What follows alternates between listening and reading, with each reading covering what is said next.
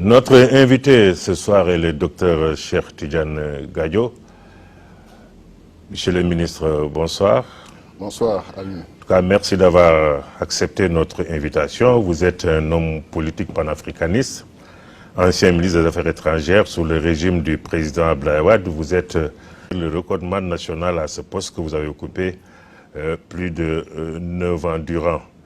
Mais je suis tenté de vous demander quelles leçons de vie avez-vous retenues de votre passage au ministère des Affaires étrangères? Alors j'ai retenu beaucoup de leçons, mais si vous permettez juste une très brève parenthèse, on ne peut pas venir ici, dans ce temple de la presse sénégalaise, sans saluer la mémoire de Ben Bass Diagne et ce qu'il a fait pour le Sénégal et pour la presse et pour l'Afrique de ce point de vue. Donc on a une pensée pieuse pour lui. Et on continue de prier pour que Dieu continue de bénir son âme et que son œuvre puisse être perpétuée par vous tous et l'excellent travail que vous faites. Alors, 9 ans et demi ministre des Affaires étrangères d'un grand pays comme le Sénégal, parce que vous vous rappelez, on nous appelle la grande petite puissance diplomatique ou la petite grande puissance diplomatique en fait, parce que le Sénégal compte beaucoup, sa voix compte sur le plan international. Notre diplomatie a été lancée par un certain Léopold Sédar Senghor, qui était connu à travers le monde, un certain Doudou Thiam, qui était le père fondateur de notre diplomatie. Et moi, j'ai eu la chance d'être 14e ministre des Affaires étrangères du Sénégal. Et je dois vous dire que c'était un immense honneur. Et beaucoup avaient même pensé à l'époque qu'on avait des épaules trop fragiles pour porter le Sénégal. Donc ça a été 9 ans et demi de sacrifice, de dévouement et d'engagement pour mon pays et pour mon continent. Parce que dès le départ, j'ai dit tout de suite ma vision panafricaniste du développement et de l'avenir de l'Afrique. Et j'ai eu la chance de servir à l'époque un président éminemment panafricaniste, le président Abdoulaye Wade, qui avait aussi commis un ouvrage majeur, un destin pour l'Afrique. Donc ça a été 9 ans et demi de sacrifice, comme je dis, mais aussi de privation. On n'a plus de vie de famille, on sert son pays, le Sénégal passe avant tout. L'Afrique passe avant tout et parfois malheureusement on ne voit pas ses enfants grandir. On les revoit 9 ans et demi plus tard et on est étonné de voir que beaucoup d'eau a coulé sous le pont et que voilà, eux aussi ont pris leur part dans la vie. Mais je remercie le Seigneur d'avoir eu cette chance inouïe de servir le Sénégal avec passion, avec dévouement, avec engagement et avec honnêteté pendant 9 ans et demi. En tout cas, votre panafricanisme, vous l'avez démontré d'entrée parce que vous avez eu à conduire plusieurs médiations et l'une de vos plus grandes victoires diplomatiques fut la résolution de la crise ivoirienne. C'était en quelle année déjà? Alors l'accord de Bouaké a été signé le 17 octobre 2002 et depuis lors d'ailleurs j'ai appris... Et vous étiez déplacé physiquement d'ailleurs, malgré les risques. Absolument, et j'avais eu la chance d'être accompagné par des amis qui sont encore avec nous. Mohamed Chambaz, qui était à l'époque secrétaire exécutif de la CEDEAO et qui aujourd'hui représente les Nations Unies en Afrique de l'Ouest. Le général Abdoulaye Fall, qui était mon ancien au Prytanée militaire de Saint-Louis, qui est donc un grand frère et un ami, et qui était chef d'état-major particulier du président de la République. Nous sommes allés ensemble et nous avons pris des risques énormes. Et certains ont pensé même qu'on était un peu suicidaire, parce que je me rappelle une de vos collègues de CNN qui avait beaucoup aimé le travail que j'avais fait avec mon équipe, mais qui m'a pris de côté pour me demander, monsieur le ministre, est-ce que vous n'êtes pas fou? Je lui dis, mais pourquoi vous me dites ça? Il dit, mais les rebelles m'ont dit qu'ils ont failli tirer sur votre hélicoptère parce qu'ils n'étaient pas informés de votre arrivée. Alors que c'était un problème de coordination entre les chefs de la rébellion avec qui on communiquait et leur base à Bouaké. Donc on a risqué notre vie. Une autre fois avec une colonne française, on avançait vers les rebelles. Malentendu, ils ont fait des tirs de sommation sur nous. Donc on a vraiment risqué notre vie pour la paix en Côte d'Ivoire. Alors ce qui me désole un peu, c'est ce que j'appelle les grands révisionnistes de l'histoire, qui aiment réécrire l'histoire. Quand ils parlent de l'histoire de la paix et des médiations en Côte d'Ivoire, ils ne mentionnent pas le travail extraordinaire fait par le Sénégal, salué par le président Gbagbo à l'époque et toute la classe politique ivoirienne. Et je trouve ça quand même un peu injuste, mais le peuple sénégalais et les peuples africains en général se souviennent parfaitement de ce jeune ministre des Affaires étrangères à l'époque, encadré par des patriotes africains. Et on est allé parce que la Côte d'Ivoire, pour nous, c'était le symbole de la paix, de la stabilité. On était malheureux de voir une rébellion en Côte d'Ivoire.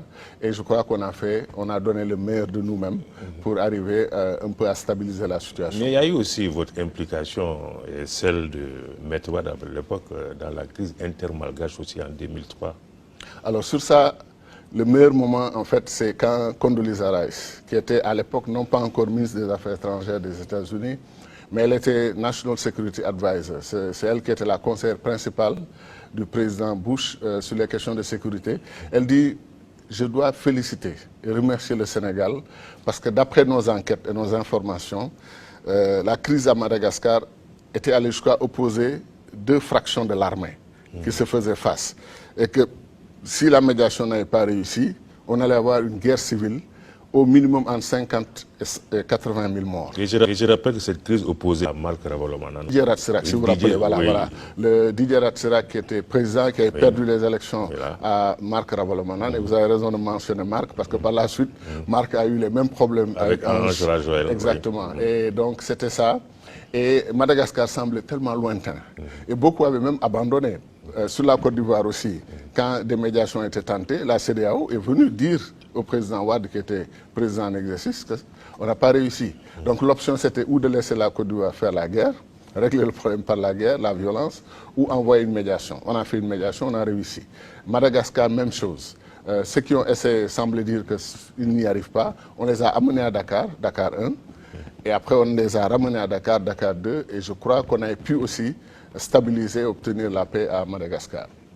Docteur Gadio, vous êtes un as de la communication, titulaire d'un doctorat en communication à l'Université de l'État de l'Ohio, après des études de sociologie et de communication à Paris 8 et Paris-Sorbonne. Une formation pratique en technologie de la communication et d'élaboration de programmes pour l'enseignement audiovisuel à Montréal. Vous étiez coordinateur pour l'Afrique de l'Ouest francophone du programme de la Banque mondiale World Link for Development, lorsque le président Wade vous a effectivement nommé ministre des Affaires étrangères en 2000. Et actuellement, vous êtes député, vice-président de l'Assemblée nationale du Sénégal, président de l'Institut panafricain de stratégie, paix, sécurité et gouvernance, président du mouvement panafricain et citoyen, l'UJOTNA. Mais docteur, vous êtes toujours persuadé que, je vous cite, la grandeur de l'Afrique passe par une politique orientée vers les États-Unis de l'Afrique? Je dois dire, d'abord vous remercier parce que le résumé que vous avez fait un peu de ma carrière... Mais je me suis efforcé parce que je ne pouvais pas quand même... Non, mais en plus, le CV, je ne pouvais pas tout livrer. Mais en plus, vous êtes particulièrement bien outillé parce que on s'est quand même déjà rencontré en 2000, vous me le rappeliez, dans mon bureau aux affaires étrangères. Ça fait quand même 20 ans de compagnonnage direct et indirect entre nous deux. Donc vous connaissez un peu mon parcours, un peu bien même ou un peu beaucoup. Et je vous remercie pour ce que vous avez dit parce que c'est vrai. Maintenant, par rapport à ma vision, elle est trempée directement dans l'encre de Kwame Nkrumah et de Cheikh Anta Diop.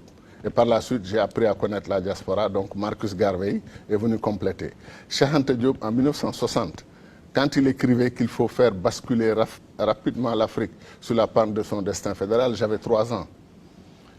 En 1975, on m'a introduit à Cheikh Anta Diop, ses écrits et tout ça, et j'ai été donc, depuis lors, non seulement connaître l'histoire africaine, connaître mes origines, mais depuis lors, j'ai été, de ce point de vue, un Cheikh Antaïste sans compromis. Et j'ai découvert Kwame Nkrumah. L'Afrique doit s'unir ou périr. Et ça m'a bouleversé. Et après ça, j'ai bien sûr taquiné le marxisme comme tous les jeunes de ma génération, le maoïsme en particulier, Mao Tse-tung, la Chine, etc. C'était ça un peu notre génération des années 70, un peu avant nos anciens et puis nous.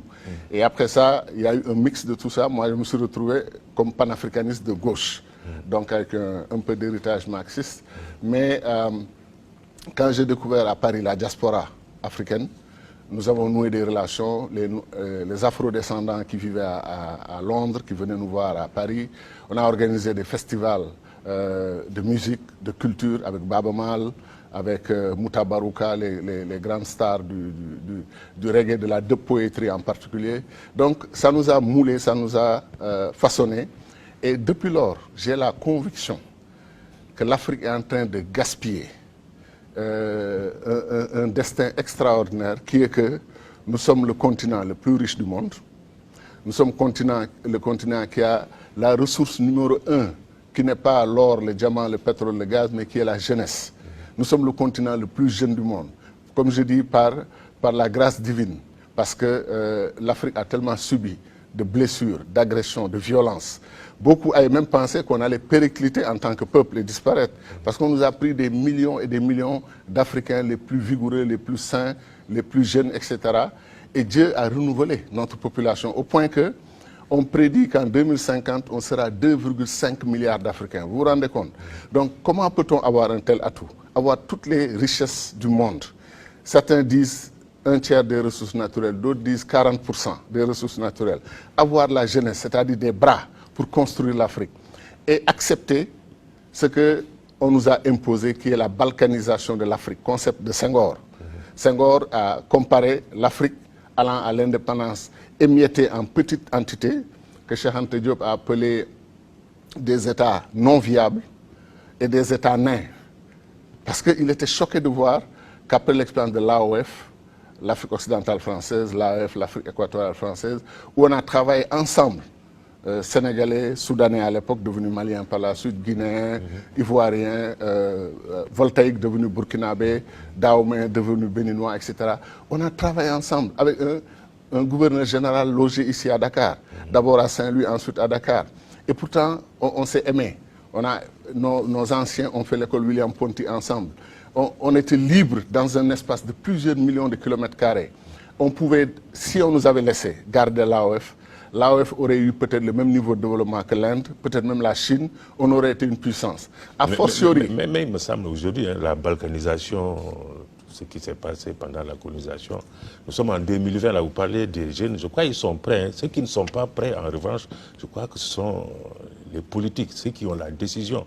Cette volonté politique-là, je crois, c'est ce qui manque. Mais les jeunes sont prêts, ils l'ont démontré avec le franc CFA, ils ont démontré en d'autres occasions pour dire que maintenant, nous pouvons nous prendre en charge. Reste, c'est vous qui êtes au pouvoir, hein, aux manettes, hein, c'est à vous quand même d'appuyer le bouton. Absolument, tout à fait d'accord avec vous, mais il faut que vous notiez une chose. Les jeunesses africaines ont relancé un peu le renouveau du continent sans demander la permission aux anciens qui ont vécu l'ancien système, l'ancien paradigme. Les jeunes ont rompu. Comme je dis, ils sont décomplexés. Ils n'ont rien à voir avec le système colonial. Tout à fait. Ils ont fait les meilleures écoles du monde à MIT, Harvard, Sorbonne. Ils travaillent, certains d'entre eux, à la NASA, d'autres à Airbus Industries. Ces jeunes Africains-là ressemblent un peu aux jeunes Asiatiques, Coréens, Japonais, qui étaient revenus des grandes universités pour venir construire la Corée. Faire en 60 ans de la Corée une puissance mondiale, ce que la France a fait en 200 ans, les Coréens l'ont fait en 50 ans. Ces jeunes-là sont prêts à le faire pour l'Afrique. Mais comme vous dites, il y a des générations de leaders africains qui ont tellement joui des privilèges de l'État post-colonial qu'en théorie, ils sont panafricanistes. Ils disent tous, oui, mais il faut unir l'Afrique. Et comme vous l'avez vu, depuis 60 ans, ils tiennent l'Afrique via l'OUA d'abord et ensuite l'Union africaine. Et je les appelle des tortues qui ont des freins. C'est-à-dire qu'ils ne veulent pas avancer vers les États-Unis d'Afrique. De quoi ont-ils peur? Mais justement, parce que les États-Unis d'Afrique vont changer complètement la donne. Bon, si vous permettez, juste une petite clarification. Pour Nkrumah, en 63, c'était les États-Unis d'Afrique. C'est-à-dire tout le continent africain allait vers l'État fédéral. Ce que Cheikh Anta Diop voulait, mais en précisant un moment l'État fédéral d'Afrique noire. Parce qu'il pensait peut-être que l'Afrique du Nord ne suivrait pas, mais il était aussi prêt à accepter que l'Afrique du Nord vienne avec nous, qu'on fasse un seul bloc. Aujourd'hui, avec ce qui s'est passé, les déboires qu'on a eus, peut-être qu'on devrait commencer par ce que Nyerere avait proposé, qui n'a pas réussi, les fédérations primaires, c'est-à-dire avoir les États-Unis d'Afrique de l'Ouest, les États-Unis d'Afrique centrale, les États-Unis d'Afrique australe, parce que les pays de la SADC travaillent ensemble depuis une quarantaine d'années. Ils sont soudés, ils sont un bloc, ils se connaissent, ils ont des règles. Pourquoi n'ont-ils pas suivi Kadhafi simplement, qui était le plus engagé et qui avait apparemment les moyens quand même de sa politique? Kadhafi pour moi était extrêmement sincère, extrêmement engagé. Et on n'aura peut-être pas le temps dans une émission aussi importante que je vous donne, moi, de l'intérieur, ce que j'ai vécu, comme une tragédie africaine, comment Kadhafi a subi d'abord des trahisons internes en Afrique. Comment des chefs d'État africains lui ont dit oui en privé et sont venus dans les réunions pour effectivement torpiller tout projet fédéral. En 2007, à Accra, quand on a eu le sommet sur le gouvernement de l'Union, je vous jure qu'on avait 14 pays qui étaient prêts à signer le lendemain lors d'une conférence de presse. Ah oui. C'est pas connu ça. Il y avait 8 autres pays qui avaient dit qu'ils étaient d'accord moyennant une conditionnalité à régler ou 2 petits réglages. Donc on avait quasiment 22 pays. Moi j'étais, dans ma passion de panafricaniste, j'étais pour qu'on proclame les États-Unis d'Afrique avec ce qu'on appelle la coalition de ceux qui sont prêts. Les États-Unis d'Amérique, c'était 6 pays qui voulaient les États-Unis d'Amérique, mais ces 13 pays, quand ils ont eu 13, ils ont signé, ils ont proclamé. Aujourd'hui, ils sont 50. Donc nous, on devrait prendre les États qui sont prêts. Parce que, mon cher, un des grands problèmes que nous avons, c'est que non seulement la balkanisation a fait échouer l'Afrique, on devrait être au même niveau que la Chine, l'Inde, le Brésil. On n'est pas à ce niveau-là. On traîne encore avec des PIB tout à fait insignifiants. La Malaisie avait démarré au même niveau que le Sénégal, la Côte d'Ivoire et autres. Aujourd'hui, si nous sommes nous autour de 20 milliards de dollars, la Malaisie est à 300... On parle même de la Corée du Sud. Mais la Malaisie, on parle de 365 milliards. J'ai pris 365 milliards versus 20 milliards. Mais la Corée du Sud, c'est une catastrophe pour nous, du point de vue de la comparaison des stratégies de développement. La Corée du Sud pèse 25 pays d'Afrique. Alors qu'en 1960, la Corée du Sud avait un PIB proche de celui de la Côte d'Ivoire. Le Nigeria avait même un PIB un peu plus élevé que la Corée du Sud. Donc ça prouve que le développement est possible. Mais ces pays-là, la Corée du Sud a un État depuis 3000 ans, 4000 ans. Nous, c'est des États façonnés à partir de la conférence de Berlin, équerre, compas, tracé, règles. Ils ont décrété. L'Empire du Gabou qui était ici, ils ont trouvé une stratégie extraordinaire pour l'éclater en 3 ou 4 pays. L'Empire du Gabou, qui était une communauté. Maintenant, vous avez les Sénégalais qui parlent français, les Gambiens qui parlent anglais, les Bissau-Guinéens qui parlent portugais. Et de l'autre côté de la Mauritanie, vous avez des gens qui parlent arabe. Si vous mettez tout ça ensemble, ils ont vraiment réussi à découper l'Afrique en petits morceaux qui ne sont pas viables. C'est ça qu'il faut comprendre. Moi, ce que je dis, c'est que le paradigme du développement de l'Afrique, tel qu'il nous a été imposé, a été un échec. C'est ce que j'ai appelé les chevauchées individuelles pour un échec collectif. Plus grave maintenant, plus grave, c'est que ceux qui ont réussi à balkaniser l'Afrique sont tellement satisfaits du résultat qu'ils ont engagé ce que j'appelle l'hyper-balkanisation de l'Afrique. S'ils obtenaient un peu ce qu'ils veulent, la Casamance allait être séparée du Sénégal, le Mali était fracturé en 3 pays, l'Azawad, le centre du Mali et l'autre partie. La Centrafrique, ils allaient casser en 2, Centrafrique musulmane, Centrafrique chrétienne. Le Soudan, ils ont déjà enlevé le Soudan du Sud, ils sont prêts à balkaniser le reste du Soudan. Ils disent que le Nigeria n'est pas viable, qu'il faut le transformer en une dizaine de petits États. Ils sont prêts à casser la République démocratique du Congo, qu'ils n'ont jamais laissé tranquille, depuis 1960, avec l'assassinat de Alors Lumumba. que même vivent dans de grands ensembles. Mais alors, eux, ils sont dans de grands ensembles et ils nous déconseillent de ne pas aller aux grands ensembles. Et ils trouvent leur compte. Quand nous débattons des questions du panafricanisme, les pays qui interviennent le plus dans ces débats ne sont pas des pays africains. Ils viennent, ils se mêlent de nos débats et ils pilotent nos débats. C'est pour ça que moi, je suis vraiment convaincu que le temps de la rupture est arrivé. L'histoire de l'Afrique va s'accélérer.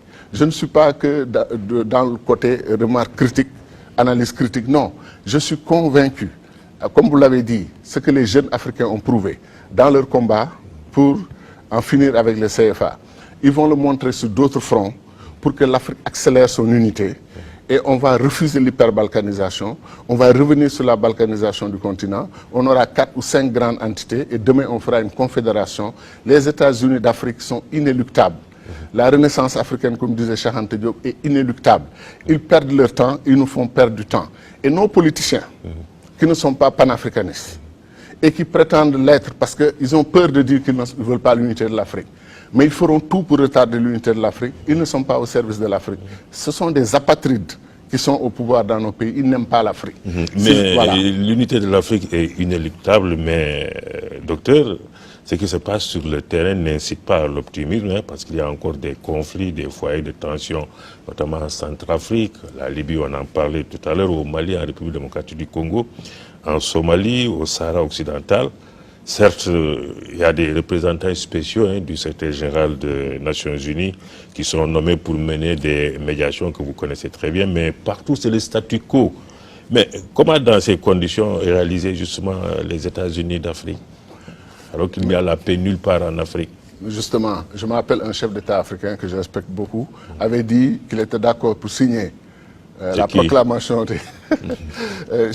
Il se reconnaîtra, mais il n'est plus au pouvoir. Il dit, je suis prêt à signer la proclamation des États-Unis d'Afrique, mais je demande qu'on prenne 1 an pour amener la paix partout en Afrique. J'ai souri et j'ai dit au président Wade, dans le creux de l'oreille, je dis, monsieur le président, ce qu'on n'a pas réussi en 40 ans, il veut qu'on le fasse en 1 an. Non, l'Inde, prenez l'Inde, c'est une fédération, fait partie des 4 ou 5 grandes puissances de ce monde. Et l'Inde aspire à être, après la Chine, première puissance du monde, États-Unis, deuxième puissance, l'Inde risque d'être la 3e puissance du monde. Est-ce que vous savez qu'il y a des luttes armées, des conflits armés en Inde? Il y a des États qui demandent à se séparer de l'Inde. Ils gèrent tous ces conflits. Notamment le Cachemire. Exactement. Et ils gèrent tous ces conflits et ils continuent leur développement. On ne peut pas exiger à l'Afrique, où il y a des enjeux vitaux pour certaines économies, d'arrêter partout, comme cette année, l'Union africaine disait, c'est l'année pour faire taire les armes. Moi, je suis pour qu'on fasse taire les armes. Moi, je crois en la paix. J'ai failli donner ma vie plusieurs fois dans des médiations pour la paix. Mais en même temps, je pense que la paix n'a pas de prix, mais elle a un coût. Et pourquoi certains pays africains ont des conflits internes? Pourquoi la RDC n'a jamais pu être stabilisée? Parce que la RDC est potentiellement le pays le plus riche du monde. On a tout de suite décapité le leadership en assassinant Lumumba. La RDC n'a jamais pu se stabiliser. Donc c'est pour vous dire que ceux qui ont intérêt à notre paix, notre stabilité, notre concorde et notre développement, parfois ne sont pas ce que l'on pense, n'est-ce pas? C'est-à-dire que les peuples africains veulent ça, mais ceux qui contrôlent nos pays, ceux qui manipulent nos régimes, ces gens-là n'en veulent pas. Comment se fait-il que les pays qui souffrent le plus en Afrique, c'est les pays où on a assassiné, décapité les leaders? La Guinée-Bissau, Amilcar Cabral, RDC, Lumumba, Centrafrique, Boganda. Et vous continuez comme Thomas ça. Sankara au Burkina Faso, Mariem Gouabi au Congo-Brazzaville. Exactement, exactement. Si ce que nous disons n'est pas vrai, que ce sont les Africains qui créent leurs propres problèmes, pourquoi systématiquement, chaque tête qui émerge, on la décapite? Donc au total, il nous faut régler ce que j'ai toujours dit aux jeunes dans mes conférences. L'Afrique a tous les atouts pour réussir, mais on a 3 problèmes. 1 leadership, 2 leadership, 3 leadership. J'y crois profondément. Et je pense que l'histoire de l'Afrique va s'accélérer, qu'on le veuille ou pas. On va dépasser cette histoire de conflit, de paix. On ne peut pas nous dire, réglez d'abord le problème de la Casamance, avant de venir faire l'unité avec la Gambie et la Guinée-Bissau. Ça n'a pas de sens, ça ne peut pas être une condition. Peut-être qu'en réglant nos relations avec la Guinée-Bissau et la Gambie, nous réglons de facto le problème de la Casamance. Donc vraiment, parfois la dialectique est inversée, elle marche sur la tête. Il faut la remettre à l'endroit, c'est-à-dire sur les pieds. Mais en attendant, nous vivons une crise sanitaire mondiale avec cette pandémie du coronavirus.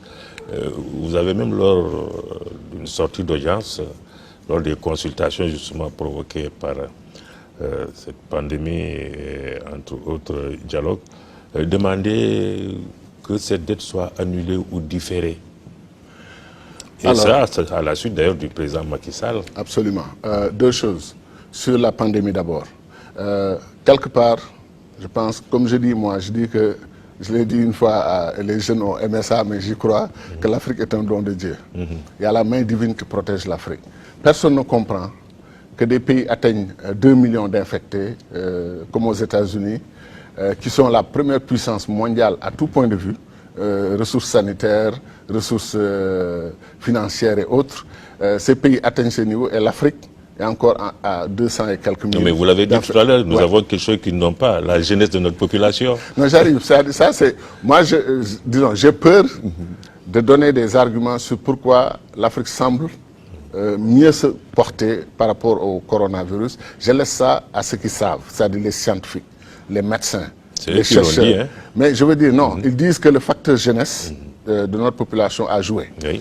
Ils disent aussi que les traditions de lutte contre le paludisme, etc., peuvent nous avoir donné une certaine immunité. Ils font beaucoup d'hypothèses. Mais vous savez, les leçons d'une crise ne sont jamais tirées pendant la crise. Elles sont tirées après la crise. Donc, c'est ce que l'autre appelait le poste d'observation historique post-crise. De là-bas, on expliquera beaucoup de choses. Pour l'instant, on ne sait pas. Moi, j'ai même discuté avec un médecin africain qui a une hypothèse qui peut faire sourire beaucoup de gens. Il pense que la Chine a géré ce coronavirus depuis le mois d'août, septembre de l'année dernière, même si ça a été révélé en janvier, et que les Africains qui allaient en Chine tout le temps ont peut-être ramené le virus, et peut-être que les Africains ont déjà eu quelque part l'immunité collective. Ça vaut ce que ça vaut, comme théorie. Mais en tout cas, il y a quelque chose qui ralentit. Il y a beaucoup de théories complotistes aussi. Hein. C'est ça. Mais il y a quelque chose qui ralentit cette crise. Mais la crise a révélé chez nous ce qu'elle a révélé partout. Les grandes puissances du monde, qui étaient les tops de la médecine mondiale, se sont effondrées devant nous. Un virus microscopique, totalement invisible, est venu semer complètement le désarroi dans tout leur système, et ils ont enregistré des milliers et des milliers, voire des centaines de milliers de morts. Alors, donc, quelle leçon on en tire, nous? Qu'après certains disent le Covid, d'autres disent la Covid. C'est pour ça que moi je simplifie en disant le coronavirus. Après ça, rien ne devrait être plus comme avant. Et comme je l'ai dit dans une interview, ce que je crains, c'est que l'Occident a commencé le discours de rien ne sera plus comme avant en Afrique.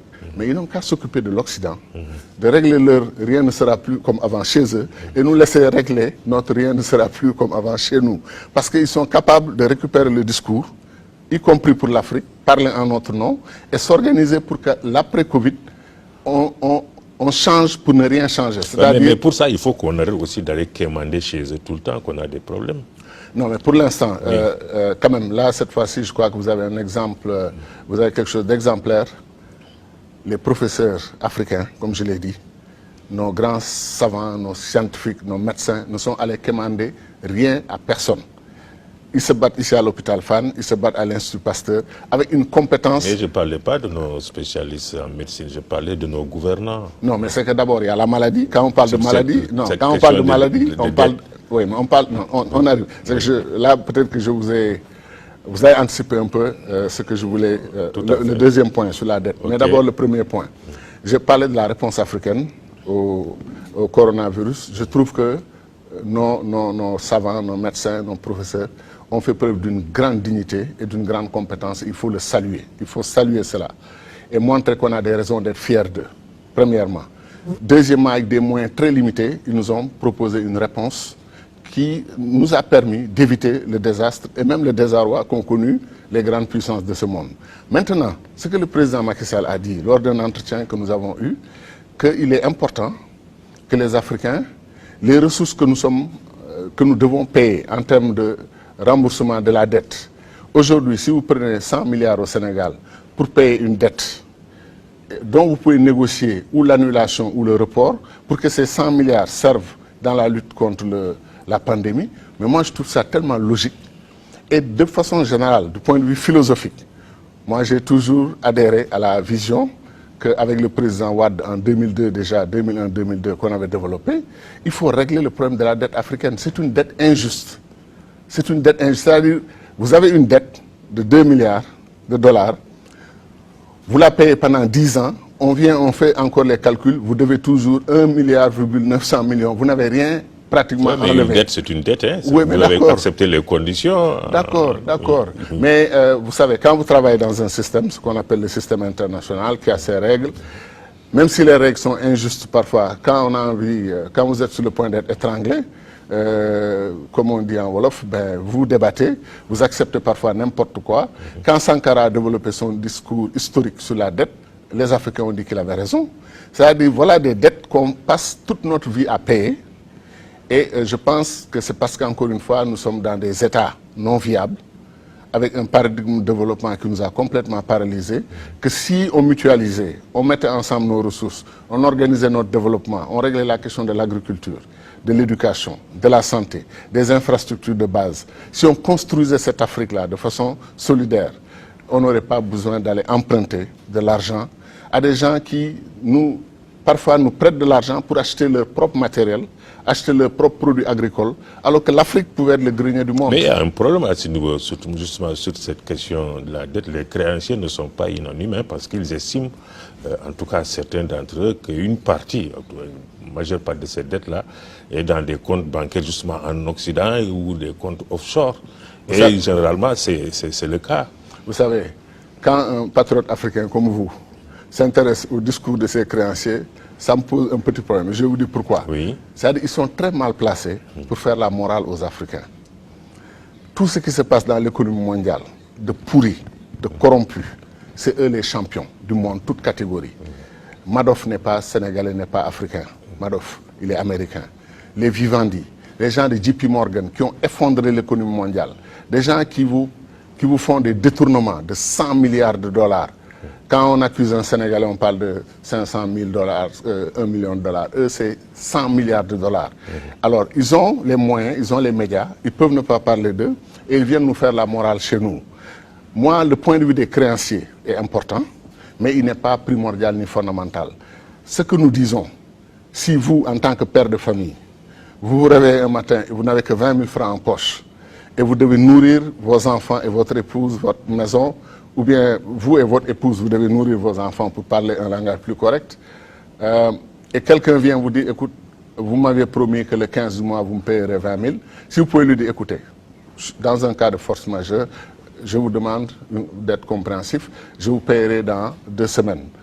Ou bien je vous demande, parce que vous avez beaucoup de ressources, beaucoup de moyens, est-ce que ça ne vous gêne pas d'annuler cette dette-là? Mais je vous promets que désormais, on aura, etc., d'autres rapports et tout ça. Vous avez le droit de le dire.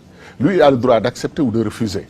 Mais je ne peux pas fonder mon point de vue sur comment lui, il perçoit mes problèmes de dette, mes problèmes de créance et tout ça. Ça, ce n'est pas mon problème. Mais en tant que panafricain, vous pouvez être d'accord qu'une partie de cette dette, vous êtes assez bien placé, je suis d'accord. Dr Gadio, est détournée. Une partie, alors, j'ai vu des amis africains que je respecte beaucoup dire qu'avant qu'on annule la dette de l'Afrique, qu'on l'audite d'abord. Très bien. Ça ne me gêne pas, à la seule condition qu'on ne bloque pas tout pendant 1 an pour aller auditer la dette de l'Afrique et qu'on empêche aux citoyens africains d'accéder aux ressources sanitaires, ressources vivrières les plus essentielles, parce que des hommes politiques ou des intellectuels veulent d'abord auditer pour attaquer les régimes africains. Les régimes africains sont attaquables sur beaucoup de points, sur beaucoup d'angles. L'angle le plus fondamental, c'est d'avoir épousé le paradigme qui a fait de l'Afrique le continent le plus pauvre du monde, alors que, comme je dis, les riches, les êtres humains les plus riches du monde habitent l'Afrique et on fait de l'Afrique le continent le plus pauvre du monde. C'est-à-dire donc c'est les pauvres les plus riches du monde et les riches les plus pauvres du monde. C'est ça le continent africain. Ça, moi, c'est le reproche fondamental que je fais aux dirigeants africains qui refusent que l'Afrique s'unisse, que l'Afrique se défende ensemble, se batte ensemble, n'est-ce pas? Mais pourquoi, selon vous, ils refusent? Moi, je pense qu'entre nous, il y a de l'égoïsme, il y a de l'individualisme, et il y a le fait qu'en contrôlant un appareil d'État, vous réglez vous-même vos problèmes, votre famille, votre clan, votre parti, vos camarades, vos collègues, etc. Et ça devient un système extraordinaire où certains sont au pouvoir, ils procèdent ainsi. Quand ils quittent, d'autres viennent, et eux aussi font à peu près la même chose. Le système se reproduit sur cette base au grand détriment de la large masse des populations.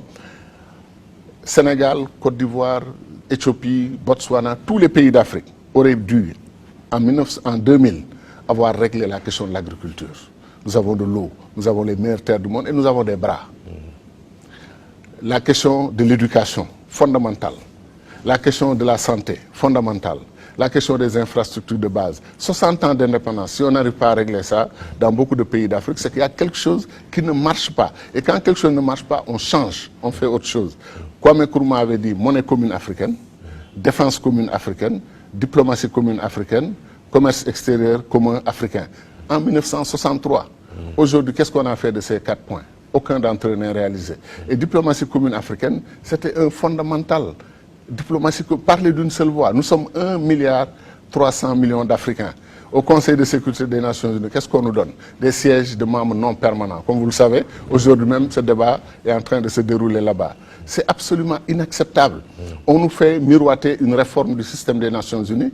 Et comme des enfants, on nous dit, dites-nous combien de postes de membres permanents vous voulez. Nous disons deux postes de membres permanents depuis 2000. 2001, 2002 jusqu'à présent, 20 ans.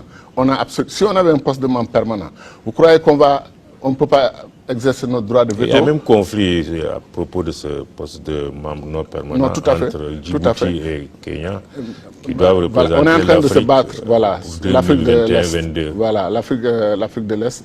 Mais je veux dire, si on avait un siège permanent avec droit de veto, quand les Sarkozy et les autres ont amené leur motion là, qui va mener à l'assassinat de Kadhafi, l'Afrique aurait frappé sur la table et posé son veto. Tout à fait. Et les gens viennent faire la guerre chez nous sans demander au Conseil de sécurité à qui que ce soit. Comme ça se passe aujourd'hui, la guerre en Libye oppose qui? La Turquie et la Russie. Vous vous rendez compte? Ils se concertent actuellement pour décider quelles sont les lignes rouges, où est-ce qu'on peut aller. Où est l'Afrique? C'est notre continent. La Libye est une terre africaine. La Turquie a fait voter à son Parlement une résolution pour l'autoriser à aller faire la guerre en Libye. Vous vous rendez compte? Donc j'essaie de dire que notre perte de souveraineté, elle va trop loin.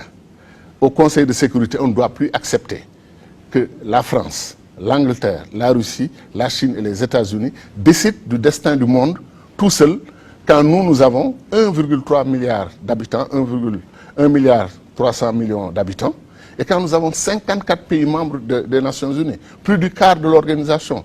Nous devons désigner, l'Union africaine devait exiger.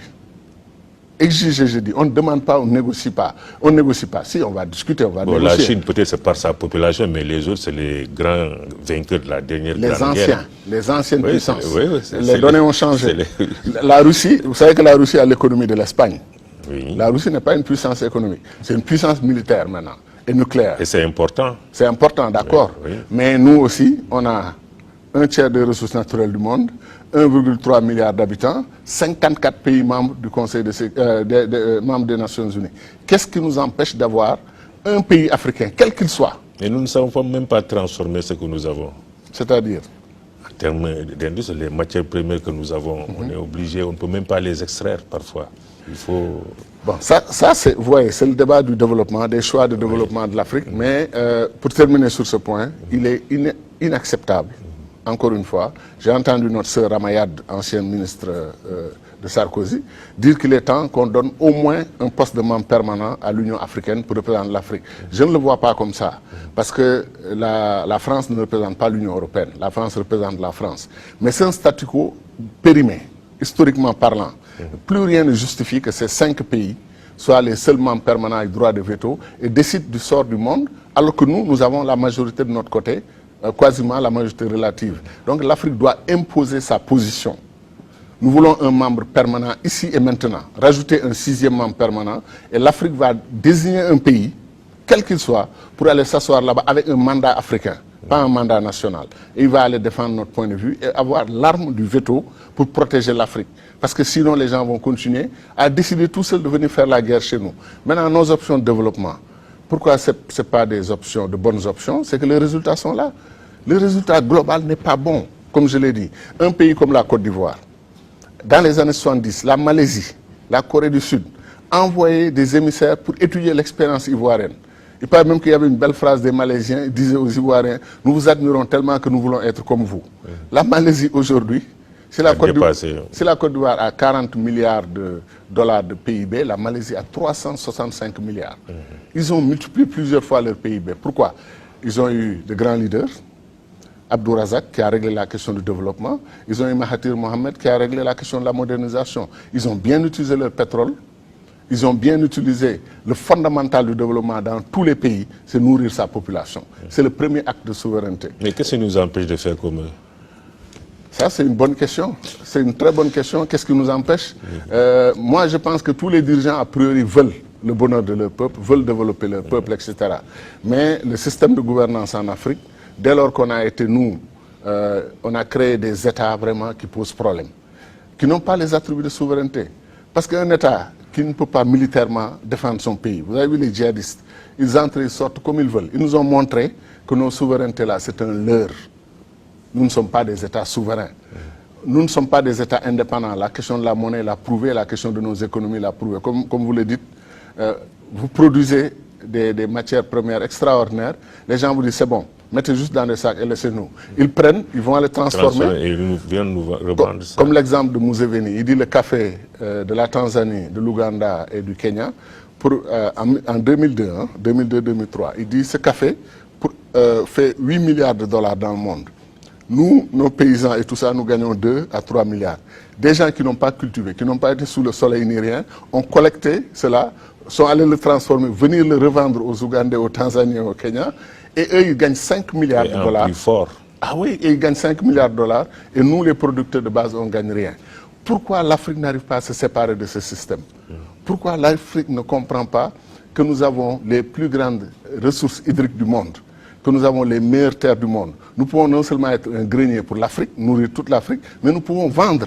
Mais pourquoi le paysan sénégalais ou le paysan ivoirien doit manger du riz thaïlandais, nourrir le paysan thaïlandais, alors que nous pouvons ici chez nous régler ce genre de problème? Ce sont des questions. Ouais. On ne comprend pas aussi ce qui s'est passé en mai dernier aux États-Unis, le 25 mai précisément.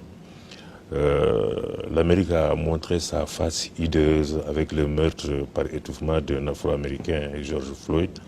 Un acte qui vous a poussé d'ailleurs à publier une déclaration solennelle dans laquelle vous dénoncez la haine raciale anti-noire qui sévit aux États-Unis. Mais cette haine, elle n'est pas récente, elle n'est pas nouvelle. C'est toute l'histoire des États-Unis depuis l'esclavage. C'est un racisme systémique. Systémique, ça veut dire que c'est inclus dans le système. Ce qui font les grands chantres de la démocratie américaine, qui ont fait une belle constitution qui est louée et chantée à travers le monde, n'avaient pas prévu que les Noirs étaient des êtres humains à inclure dans le système. Ils le faisaient pendant qu'eux-mêmes, certains d'entre eux, les George Washington, les Wilson, tout ce qu'on veut, ils avaient des esclaves chez eux, dans leurs fermes. Donc ces gens n'avaient pas prévu une démocratie où tous les êtres humains sont nés libres et égaux et ont droit à la fraternité, à l'égalité. Les Noirs ont toujours été considérés comme des sous-hommes, comme j'ai dit, des marchandises.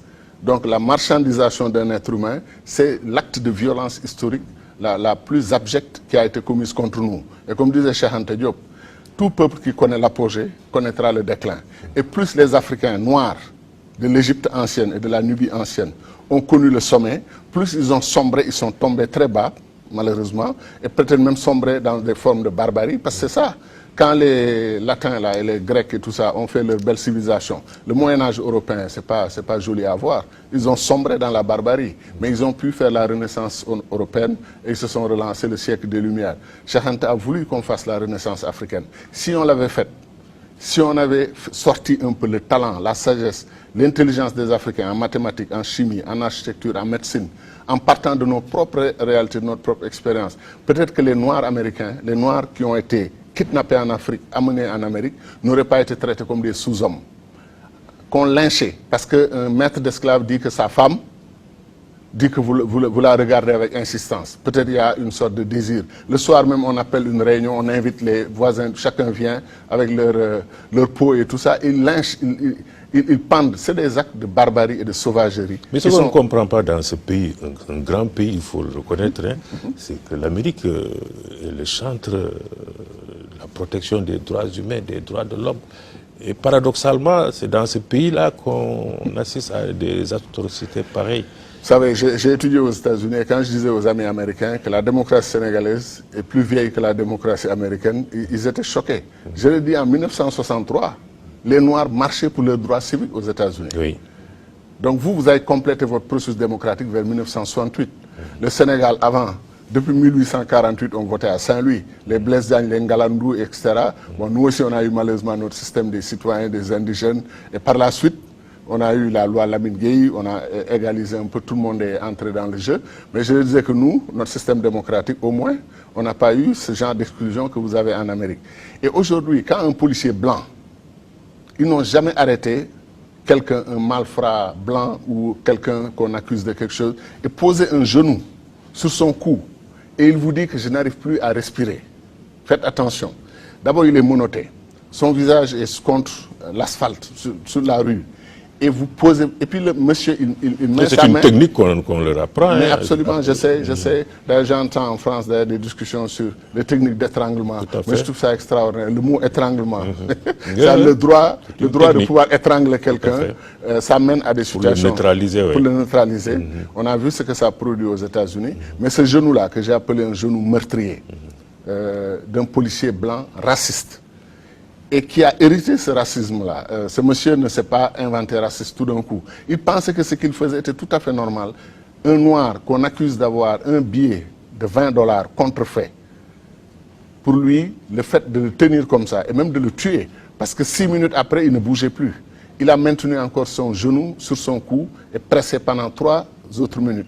C'est un acte de haine. Mais il y a eu des manifestations un peu partout dans le monde, hein, mais très peu en Afrique. Il n'y a pas eu assez de mobilisation. Qu'est-ce qu'il explique? Et là, ça me fait mal, pour dire les choses honnêtement. Moi, j'ai fait une déclaration, j'ai fait une interview dans une grande radio internationale où j'ai dénoncé le racisme. Et aux États-Unis, en Chine, au Brésil.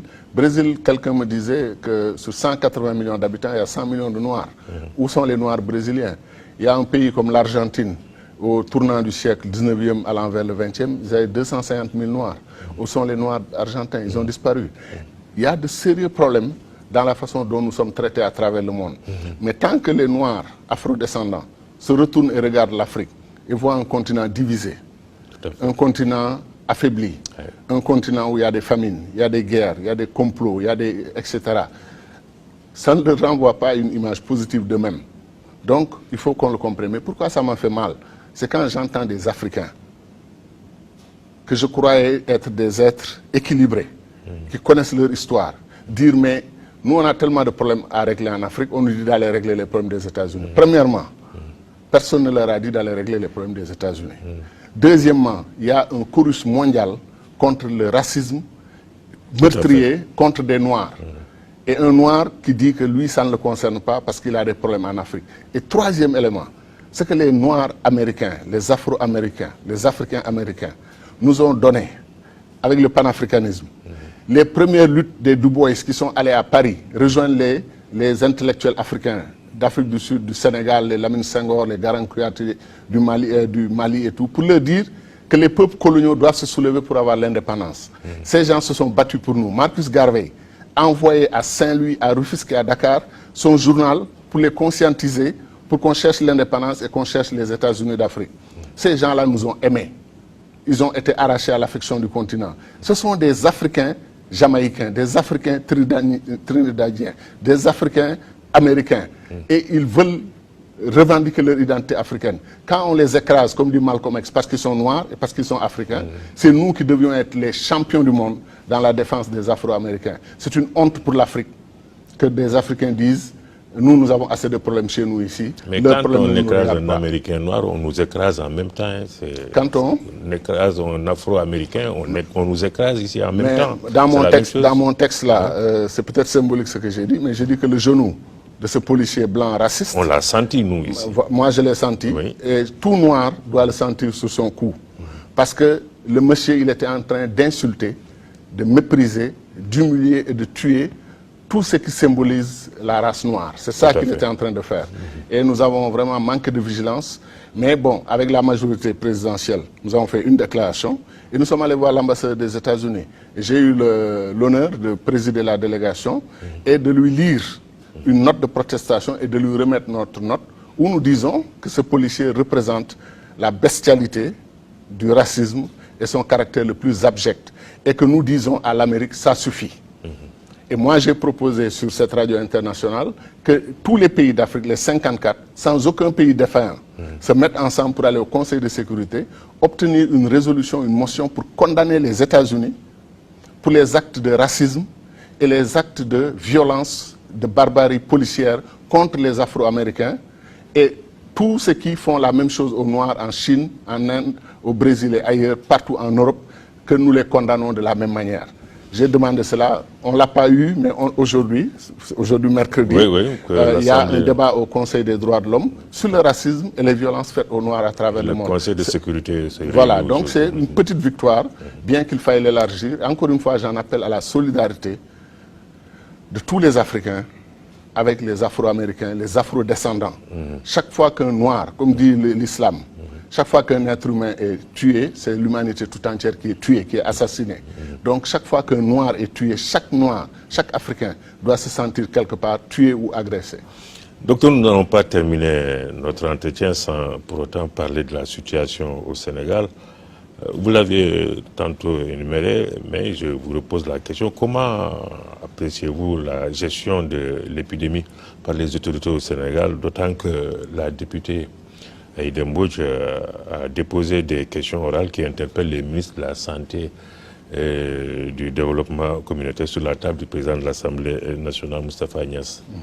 Moi, si vous me demandez mon avis, je vais soutenir cette démarche parce que je pense que ça fait partie de l'exercice démocratique que des ministres qui ont des responsabilités particulières dans une situation historique particulière puissent venir répondre aux questions des représentants du peuple et aux appréhensions, aux questionnements, etc. et apporter des réponses et des clarifications. Ça, c'est bien pour notre démocratie et c'est bien pour le peuple sénégalais qu'on puisse avoir ce genre d'exercice. Je n'y vois aucun problème. Et je rappelle que vous êtes plus d'ailleurs vice-président de l'Assemblée nationale. Absolument. Il y a aussi cette question du troisième mandat de Macky Sall qui a été relancée le week-end là par Jean-Paul Diaz qui pense que le président tentera de se représenter à la présidentielle de 2024. Quel est votre sentiment sur cette question? Oui, mais là, on parle des sentiments de quelqu'un. On me demande, moi, d'habiter ces sentiments et de les interpréter. Vous êtes acteur politique. Non, je suis acteur politique. Je vais vous dire une chose. Oui. Je vous jure que je pense que dans 99% de l'esprit des Sénégalais aujourd'hui, la question du coronavirus est une priorité absolue. Je pense que comment sortir du corona et rebâtir l'économie du pays est une priorité absolue. Comment sauver notre pays de l'environnement très difficile où les djihadistes sont à nos portes, où la crise sécuritaire malheureusement est relancée en Casamance, je trouve cela beaucoup plus prioritaire.